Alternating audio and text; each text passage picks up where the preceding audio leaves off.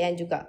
Jadi ini yang baru mengenal 25 ke bawah, 25 ke atas, 35 ke atas dan juga 55 ke atas ini kita nampak yang mengundi PN ini orang yang kurang faham mengenai politik.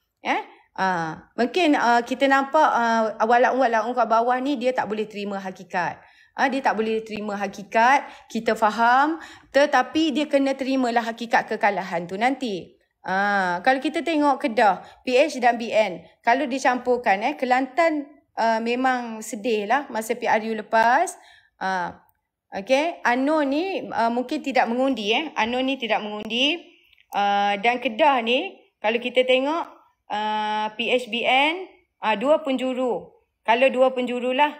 Dan 3 negeri ni jangan mimpilah. Ini keputusan PRU 15. Tetapi, kalau kita nak tengok, kalau kita nak judge berdasarkan PRU 15, saya rasa benda tu tak berapa nak relevan. Disebabkan oleh apa? Disebabkan oleh masa tu mereka menjadi kerajaan dan fitnah banyak berleluasa lah.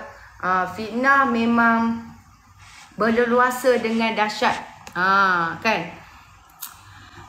Saya pelik kenapa puak-puak Laun ni dia kata fakta Twitter ke? Fakta Twitter ke? Twitter rosak ke? Tak, masalahnya puak-puak korang pun masuk ke situ untuk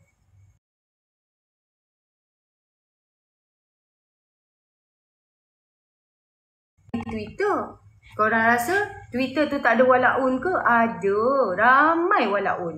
Okey, dan PAS ni, kalau korang tengok, dia menyeru kepada pemusuhan sesama Islam. Dan Allah dan Rasulnya tidak menganggap semua orang kafir sebagai musuh Allah. Apatah lagi sesama Islam. Kan? Musuh Allah ataupun musuh agama hanya kafir yang memerangi supaya orang supaya macam ni nak cakap musuh Allah dan musuh agama hanya orang kafir yang memerangi dan merampas harta serta kampung halaman orang Islam. Orang kafir tidak memerangi Islam dengan senjata adalah digalakkan supaya orang Islam berbuat baik dan berlaku adil kepada mereka ni. Ini dalam surah Al-Mumtahanah 8 hingga 9. Surah Al-Mumtahanah 8 hingga 9. Jadi orang kafir yang bertaraf warga negara adalah saudara. Saudara satu umat dengan umat Islam. Ini berdasarkan Piagam Madinah yang disebut antara lain. Yahudi Bani Auf adalah satu umat bersama orang-orang beriman. Jadi orang kafir yang tidak memerangi Islam juga dihormati dan pegangan mereka. Sehingga Al-Quran mengiktiraf lakum dinukum waliyadin. Bagi kamu agama kamu dan bagi kami agama kami. Jadi tiada dalam ajaran Islam yang menganggap kafir itu musuh Islam kerana berbeza agama. Tak ada.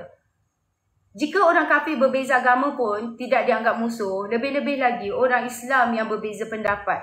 Sudah tentulah tidak dianggap musuh, betul tak?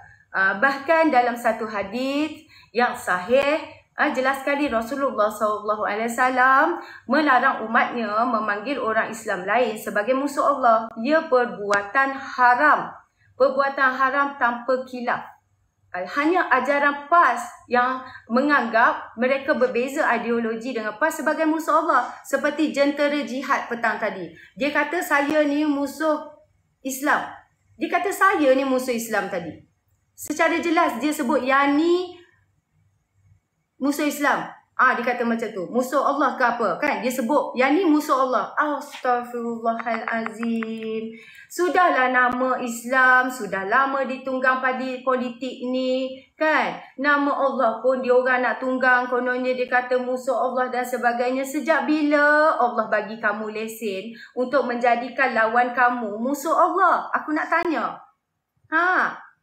Saya nak tanya. Sejak bila Allah Subhanahu Wa Taala bagi kamu ni lesen untuk kenali musuh dia ni siapa? Kamu tu sendiri kenal ke tidak? Ish dahsyat tu. Okey. Saya nak tanya korang lah. Apa contoh kehebatan pemimpin PAS mentadbir negara dan negeri? 33 bulan memerintah. bersama bersatu. 33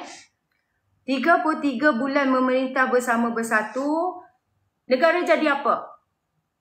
Mempertahankan PM paling penakut. Lockdown paling lama.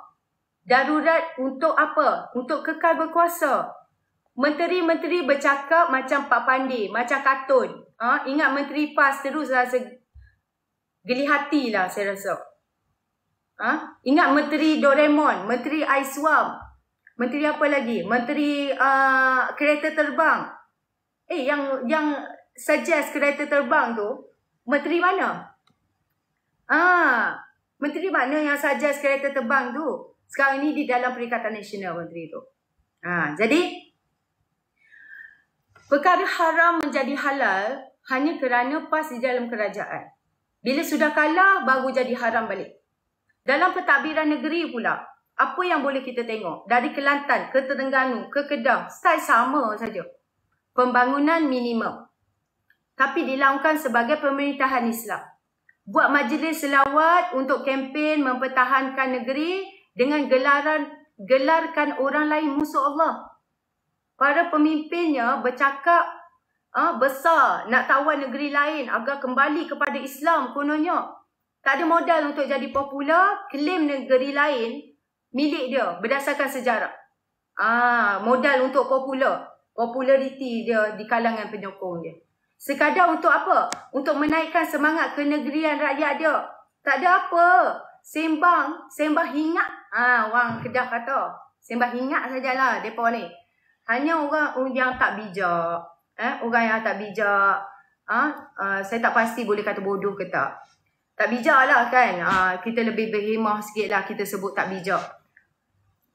Hanya orang yang tak bijak saja nak serahkan negeri yang sudah maju kepada diorang ni. Dah tahu 3 negeri di bawah PAS tu corot. Takkanlah hampa ni, negeri hak maju ni, nak pergi undi depa hak negeri corot ni, nak pergi bagi kat depa hak yang macam mana nak cakap yang berkebolehan untuk letakkan negeri corot kan di tangga yang kecorotan ini. Geram juga aku ni. Okey. Ada orang komen dekat bawah. Cik komen Zahid kak. Okey, saya nak tanya satu perkara lah. Lenguh pula pinggang aku. Tak ada layan nak lalu ke? Tak adalah, saya gurau je. Perasan tak antara Zahid dan Mahyadin? Perasan tak antara Zahid dan Mahyadin terdapat beberapa persamaan? Korang perasan tak antara Zahid dan Mahyadin terdapat beberapa persamaan? Biasalah sebab lion tu tak lalu dekat room PN. Sajalah nak menganjing.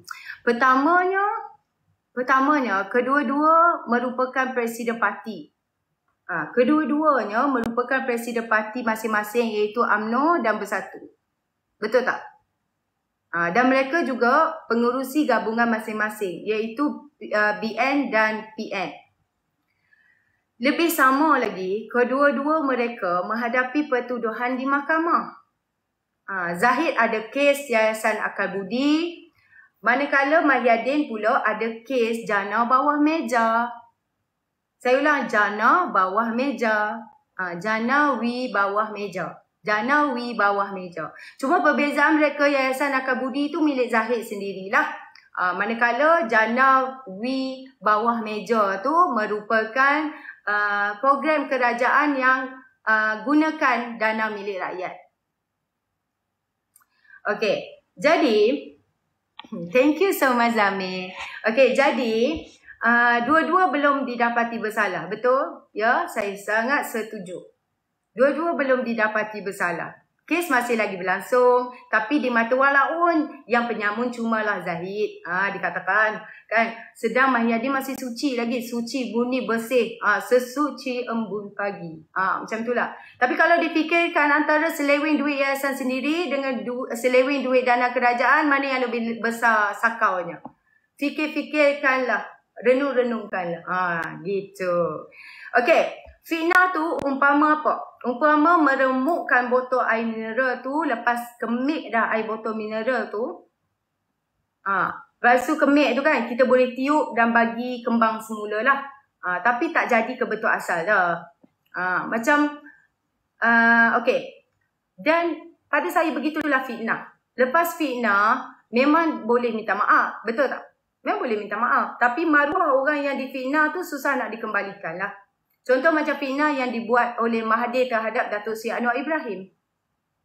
Begitu juga fitnah jual tabung haji, fitnah LGBT dan banyak lagi fitnah lain. Memanglah syaitan yang buat fitnah tu kena bayar saman dan minta maaf, tapi isi kandungan fitnah itu sampai ke hari ini masih ada yang percaya. Apalagi kalau yang difitnah tu jenis telajak baik. Betul tak? Tak payah bayar saman, minta maaf je cukup. Kita akan settlekan dekat luar, bla bla bla macam tu. Lagilah tak terbit insaf di hati orang yang memfitnah. Bahkan ada tu dia sambung pula fitnah yang lain. Ada tu kan, dia jenis tak serik. Dah kena 120k pun dia masih lagi nak main isu lagi. Sampai main isu yang boleh mencabar perlembagaan tu sendiri. Lepas kena panggil dekat polis, barulah gelabah, deny, macam-macam kan. Jadinya jangan berlembut sangat dalam kes fitnah. Jangan sekali-kali maafkan. Si pemfitnah sepatutnya kena buat perminta maaf dan mengaku menyesal buat fitnah secara live. Kemudian diulang siar oleh semua media untuk seminggu berturut-turut selain bayar wang yang ditetapkan. Paling bagus kalau dapat jahit mulut dia. Tak adalah, kelakar je, saja je. Mengikut undang-undang hudud apa hukuman dia? Korang tahu tak mengikut undang-undang hudud apa dia hukuman dia? Siapa nak ajak orang lah. Relax lah orang buat live cakap-cakap pun marah-marah. Buat apa? Relax lah korang. Paling jadi aduh, tak baik lah kata sula pula. Tak maulah. Sebenarnya kalau kita lihat Melayu ni hilang kesemuanya selepas Mahathir. Apa yang tak kenanya pun saya tak faham. Lepas tu bila disebut PMX dia terasa. Siapa makan cili memanglah rasa pedas. Langsung disaman fitnah kan. Lihat kenyataan yang Mahathir ni petik di channel news. Video press conference pun ada dalam YouTube. Yang menghancurkan hampir semua korporat-korporat Melayu. Siapa korporat Melayu yang pernah wujud dulu? Iaitu Tan Sri Halim Saad Renung Group, Tan Sri Rashid Hussein RHB Group, Tan Sri Tajuddin Ramli TRI. Aku nak kena sebut juga. Lepas tu Amin Shah Business Focus dan lain-lain senarai ni terlalu panjang kalau nak sebutkan lah. Awal-awal dulu ramai yang macam mana nak kata yang selamat hanya segelintir lah dikatakan untuk bertarung mengekalkan diorang punya, macam mana nak cakap. Tapi sekarang ni yang kita tengok tycoon yang paling dapat bertahan setakat ini adalah Tan Sri Syed Mokhtar lah. Kan? Adakah permasalahan dihadapi oleh tokoh-tokoh korporat yang tersebut tak dihadapi oleh tokoh-tokoh Melayu? Sewaktu krisis 98 dan seterusnya. Tidak kan? Bahkan sebagai contoh, ada beberapa diorang ni, tycoon-tycoon Cina juga ada yang bermasalah sebenarnya. Tapi mereka survive in one form or another sampai hari ni lah. Kenapa tokoh Melayu tak dapat survive? Adakah mereka tu kroni politik? Kan? Sebab mereka tu tak pandai berniaga dan terlalu banyak hutang ke macam mana?